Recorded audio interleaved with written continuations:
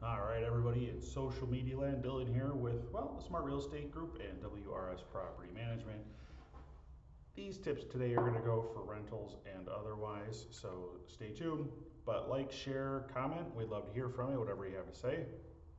5 tips for staging your home, and one or two of these I think are put a little differently in my opinion, but they are great. One, declutter and depersonalize. One, I'm not a depersonalized type person. Obviously, if grandma has her wall of grandkids, that might be a little much. But if you just have a few family photos up, you don't need to depersonalize that far. So number two, focus on the curb appeal a little bit. There's a completely different feel. You probably noticed if you go to dinner someplace, you pull up to a restaurant, it looks great outside, the mulch is taken care of, everything looks full. There's a difference between that and pulling up to like some crappy parking lot that's falling apart and you're worried you're gonna break a tire or something like that. So focus on curb appeal.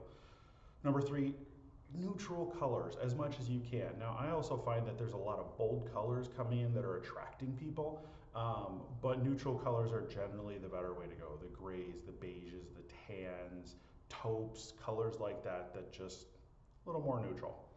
Um, so this is the one that a lot of people don't talk about. Arrange furniture for flow. You know, we get to using our house, we enjoy our place, and we start making adjustments to furniture to suit us, which makes sense.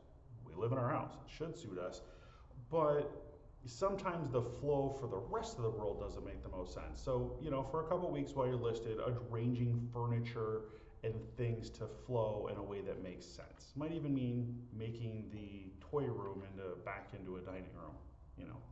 And number five here, add strategic lighting. Huge fan of lamps. In my opinion, we don't use lamps enough in America. We started putting everything in the ceiling, which makes sense. But lamps actually add a lot to a room and a space.